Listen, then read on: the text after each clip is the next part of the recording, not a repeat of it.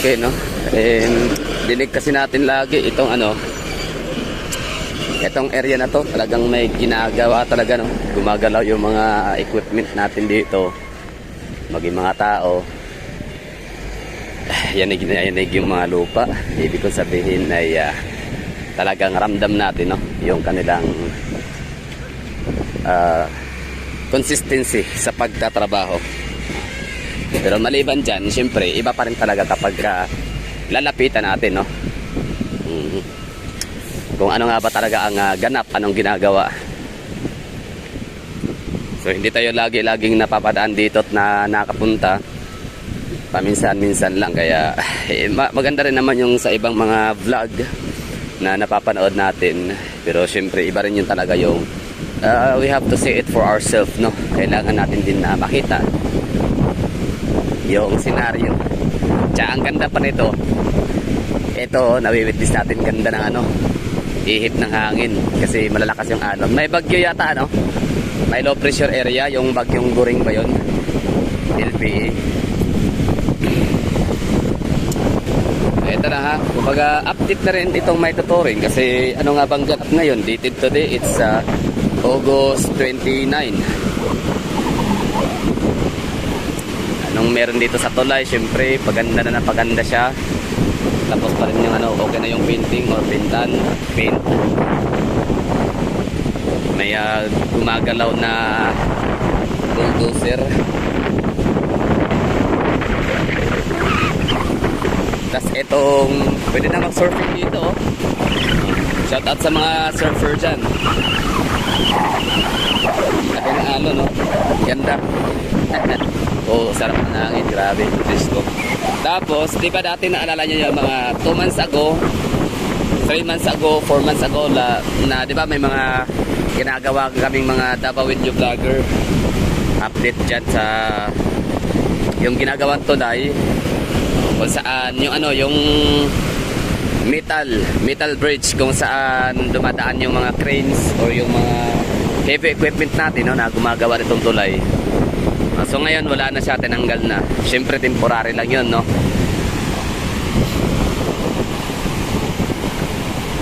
So ito yung lugar na kinatatayuan natin ay sa may Santa Ana o Ramon Magsaysay Park, Santa Ana.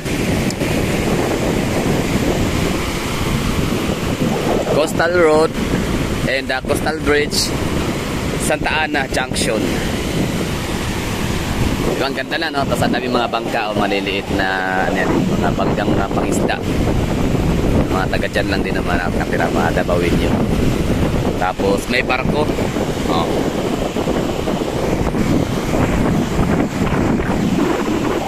Yan lang, sarap na, papahangin na tayo, no? Multipurpose. Kumbaga, ang purpose natin is yun nga, maipakita ko sa inyo kung anong ganap dito, anong itsura, ang nakakara. Tulay natin dito. Ilalim ng nasa ilalim tayo ng tulay, no? Santa Ana Coastal Bridge, Santa Ana Segment or Santa Ana Junction. So try na natin tingnan yung status nito, kung anong ilang percent na yung nito kanyang development, no? Kung ilang percent na, kung naka 50% complete na ba siya or naka 70. So tinan natin, yan ang ating aalamin. So hahanapin na natin yung area kung saan mayroon tayong signal. Okay, no? So far wala pa tayong nakitang update na pinost, no, ng mga news article natin sinudot dito sa Davao. So ano nga ba yung mga news article dito sa Davao na talagang nagbibigay talaga ng mga legit information and datos and status and description. So ito talagang Sunstar Davao, Mindanos, no? Basta marami tayong mga local news portal dito sa Davao City na pwede nating mapupuntahan, no? For more information. For example, kaming mga Davao New Vlogger, parang mag-failure kami, no? Mag-fail kami sa pagbibigay ng 100% or 101% accuracy, no, sa mga sinasabi namin. Hindi kami sigurado or maaaring kahit pasabihin namin sigurado kami doon, syempre at pinatududahan nyo pa rin yung aming legitimacy, yung aming consistency, no? syempre, huwag kayo basta-basta talaga nga umaari sa amin, no? Kasi kami mga vlogger, ang ano lang namin talaga ay hawak kami ng camera, tapos binibidyohan lang. Yun lang talaga yung ipapangako namin sa inyo na real time, no? Ang kumbaga reality, no? Hindi talaga siya kumbaga what you say is what you get, kasi hindi kami nag-filtered out, hindi kami basta-basta nag-i-edit, no? Or nagpa-fabricate ng mga footage. Kumbaga itong nakikita ko rin sa amin, for example, lalo na ako, itong ginagawa kong mga vlog, more on raw vlog talaga tayo dito. Hindi pa ako nag-i-edit, no? Hindi pa ako naglalagay ng mga sound effects, di ba? No? Mga binabago yung contrast ng images, no? So itong ginagamit ko is 1080p, no? Full HD. Ibig ko sabihin, hindi siya pang 4K resolution, hindi rin siya pang 360p na napakababang resolution. Kumbaga, what you say is what you get, no? So ito po yun. Ganito po talaga kaganda. Like, syempre may pinagkaibangan lang talaga kasi nasa screen ho kayo kasi sa personal. Pero sa totoo lang, mas ma-appreciate ko yung aking makuhang vlog, no? Kumpara sa iba sa personal, ma-appreciate ko rin naman, pero hindi ko siya talaga lubos akalain na ganun pala yung ganda. Ang ganda pala ng resulta ng aking mga kinukuha ang mga vlog. Wag lang yung sana yung maliban lang doon sa mga biglang ikot-ikot, biglang galaw. Kasi may pagkakataon talaga na wala, hindi ko medyo unconscious tayo, no? Hindi ko mamamalaya na unconscious. Basta hindi ko mamamalaya na magalaw na pala masyado yung ating handling, no? Camera handling. Meron naman tayo sanang meron ako natanggap nga na first ever na gift talaga na sinend sa atin binigay sa atin, no, ng ating mabait na viewer. Kaso nga, yun, camera gimbal or cellphone gimbal, stabilizer sana yan, pero sa kadahilan ng tamad talaga ako magbitbit ng mga extra baggage, no, or mga extra things talaga. Gusto ko cellphone lang talaga hawak ko. Cellphone, tapos power bank, yun lang. Ayaw ko magbitbit ng kung ano. Parang ako yung tipo sa tao na napakatamad pagdating sa mga ganyang bagay, no. Ayaw ko yung may mga binibitbit kinakarga-karga napakadami. Kaya yun, na-appreciate ko rin naman. It doesn't mean na hindi ko siya ginagamit na gimbal, sir.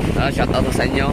It doesn't mean na hindi ko po ginagamit ho yung gimbal ho ninyo, ay hindi ko na ho siya na-appreciate. Sobrang thankful po ko doon.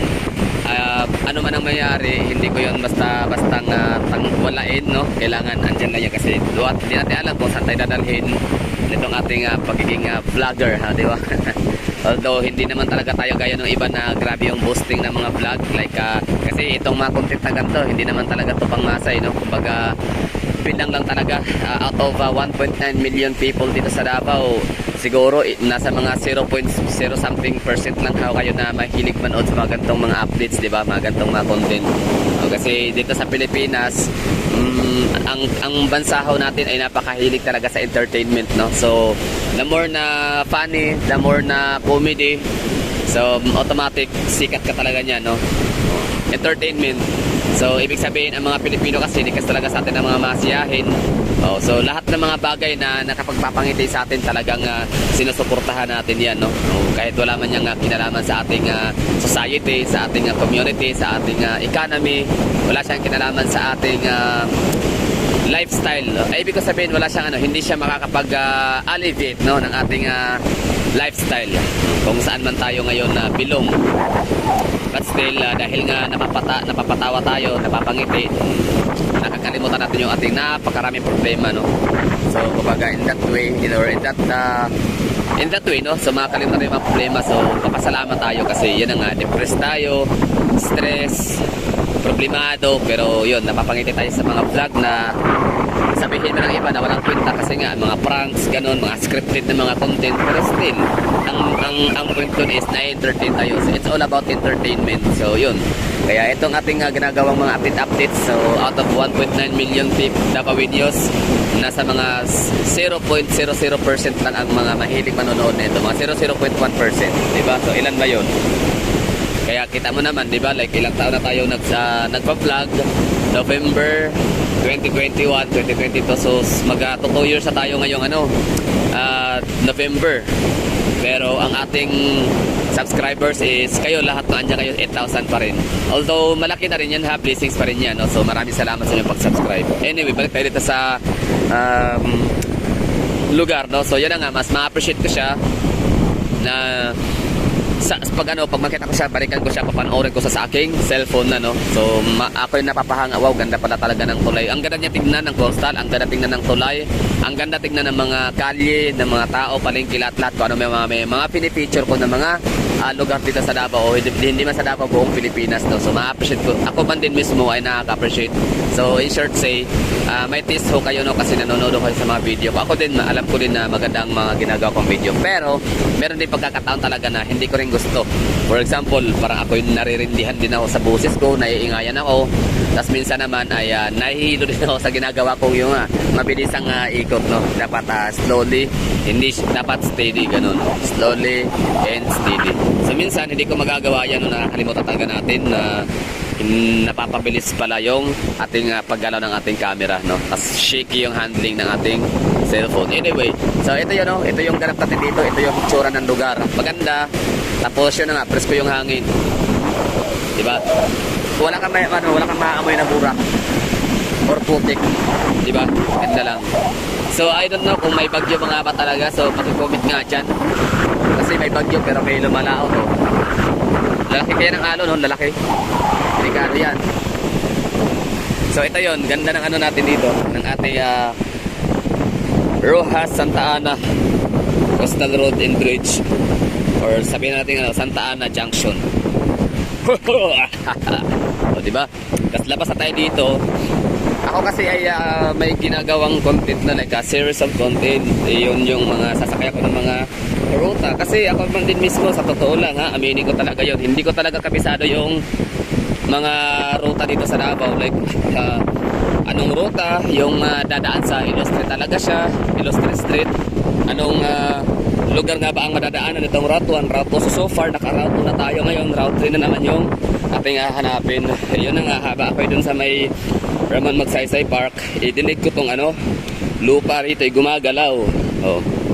Kasi, yun pala may ginagawang patuloy yung paggawa ng tulay. Patuloy yung paggawa ng natin dito, Coastal Bridge. Ayan, si Kuya nandilinis ang kanyang shotgun. Pagi Kuya.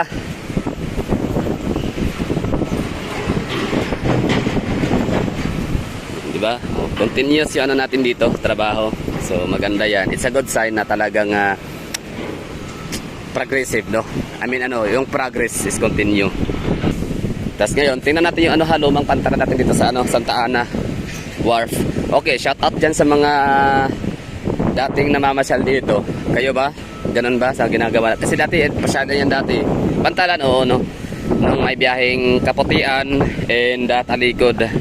Ngayon kasi, na lang yan, Talikod Island na lang yan. Hindi na siya pwedeng madaanan papuntang Kaputian. Kasi kung magkaputian ka, doon ka nasasakay ng bus sa may Itbanggoy, tapos sakay ka pa, yan, dadaan kayo ng Pintia Plata. Ngayon wala na. Dati kasi meron dyan Kaputian and Talikod. Pwede ka naman pa rin namang dumaan dito pag gusto mong uuwi ka ng Kaputian, Samal.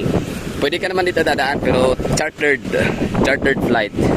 Chartered trip, no? Ibig sabihin nun ay hindi ka direktahan na makapunta mula rito. So dadaan ka muna ng Talikod Island, tapos from Talikod Island ay sasakay ka ulit ng bangka papuntang Kaputian. Okay.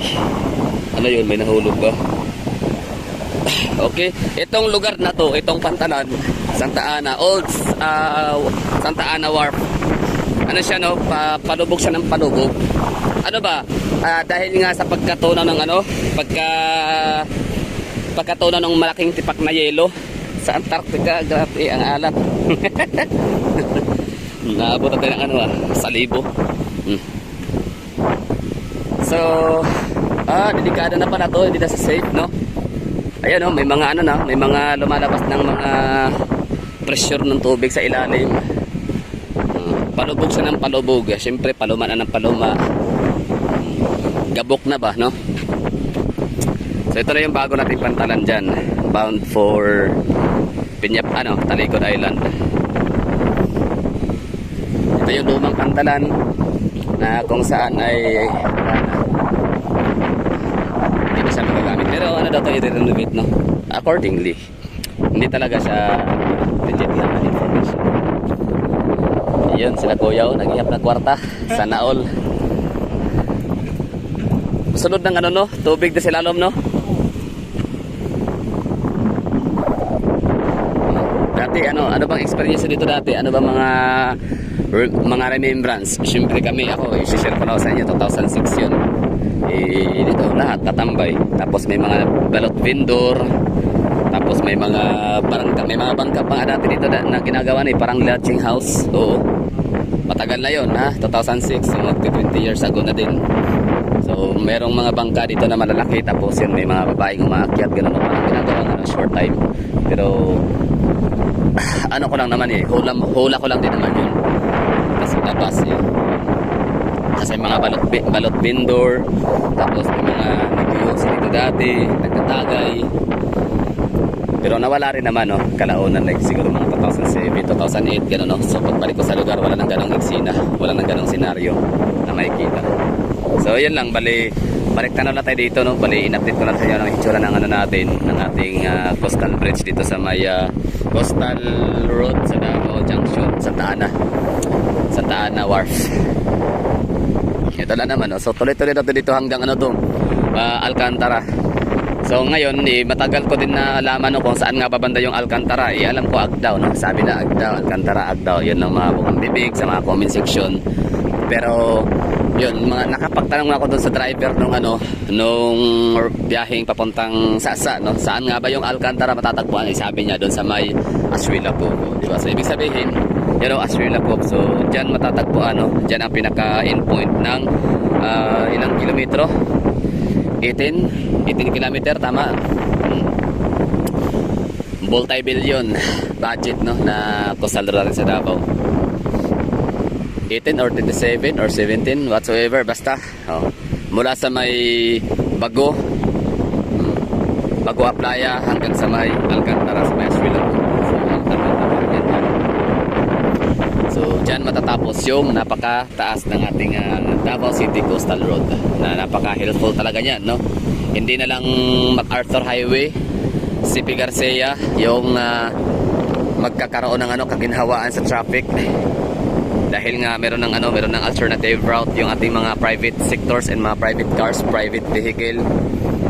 So hanggang dito na rin, no? Maging ang mga taga Boulevard, maging ang mga taga Bahada, hindi na rin sila magsasuffer. Yung mga driver natin dyan, ng mga public jeepney driver, hindi na sila magsasuffer sa traffic, pati yung mga pasahero, mga commuters. Kasi nga may itong mga private vehicles, mga private cars na dadaan sana sa Bahada, GP Laurel Avenue, tsaka dito sa may Boulevard in Arcastillo area, hindi na sila dadaan sa lugar na yan, hindi na sila may pag-agawan sa kalsada, kasi meron na silang alternative route na i-take. Siyempre, mas mapapabilis kasi 60 km per hour ang speed limit dyan. Tsaka walang intersection, malamang, no? So, mas safe, mas mabilis, and walang intersection, so walang interruption. Although merong mga interruption, merong intersection kasi yung mga segment or yung mga roundabout. So, yun ang yung roundabout. So, siyempre, yun lang naman sa may Times Beach, no? Ecoland. Tapos roundabout sa may saan pa ba? Bukana, Rojas, tapos dito, tapos dyan, hindi ko alam, basta mataas dyan. Malaking tulong yan, no?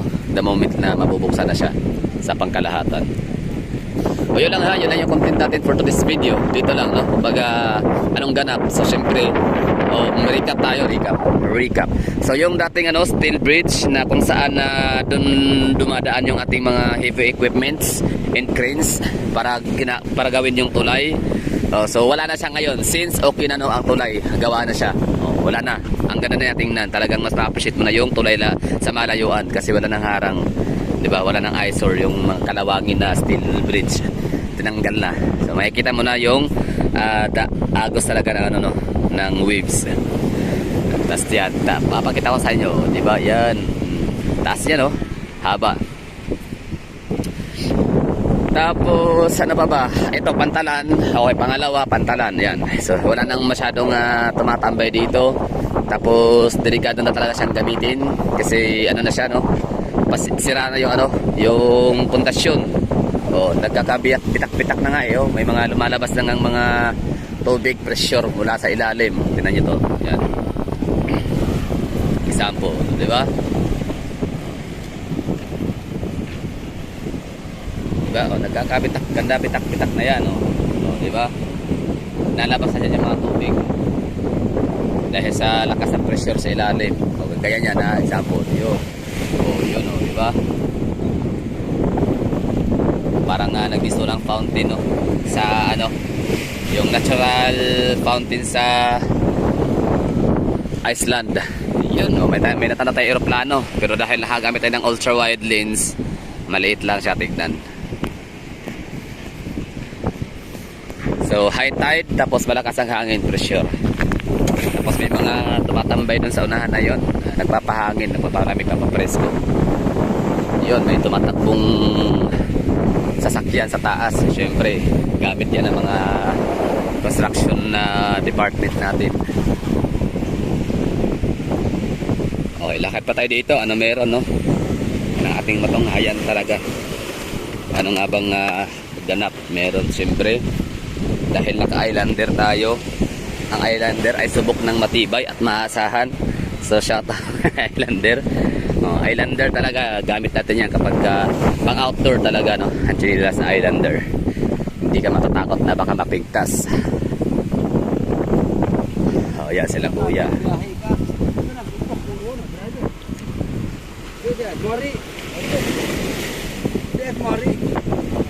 Samal Cruiser. Saan na sila kanang kuhan? Pampasayro o island hopping? Pasayro, no? Saan ay Bagyo ron? Maod di ay Bantogra.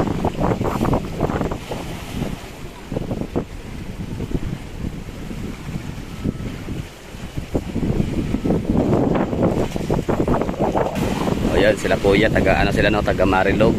Ano sila, nag-enjoy sila sa ganda ng view dito. Uy, view na to ha, hindi pa nga to tapos, di ba? Pero maganda na ang view. Maganda sa tignan.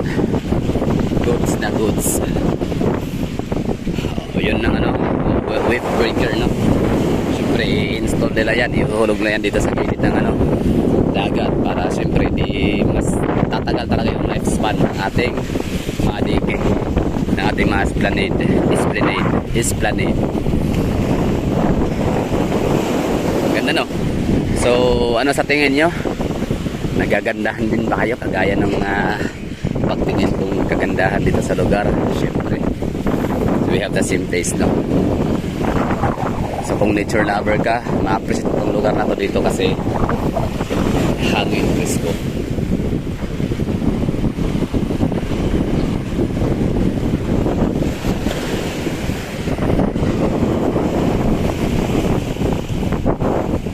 Okay, so mula dito tanan natin yung ano, no, putol. Ayan, no? Hanggang dyan lang yung tulay. So hindi pa talaga siya naka-landing sa lupa. At least ongoing ang kanyang ano, construction. Yan ang maganda. Papasaan pa rin at matatapos yan. Talagang mag-i-enjoy tayo mga taga-Davao na mag-road trip, no? Sa mga wala sasakyan, ay kagaya ko. Siyempre, magta-taxi tayo niyan mula sa may Bagua Playa hanggang Alcantara. So ilang kilometro ba yun? Sabihin natin 20 kilometer. Per kilometer is 13 or 14 pesos. 14 times 20. Laki nun. Nasa 280. Hindi ko lang kulang, nasa mga ano yan, 500 mahigit. Okay lang yun. Sabay mo yung ano, magsabay ka ng mga 3 katao, 4 kayo lahat sasakay ng taxi kasi hanggang 4 na tao lang yung ano, pwede isakay sa taxi. Pwede, hindi na siya lugi, di ba? As may enjoy mo pa yung ano, yung road trip, strolling. Radio. Sila kuya, taga-Karinan sila.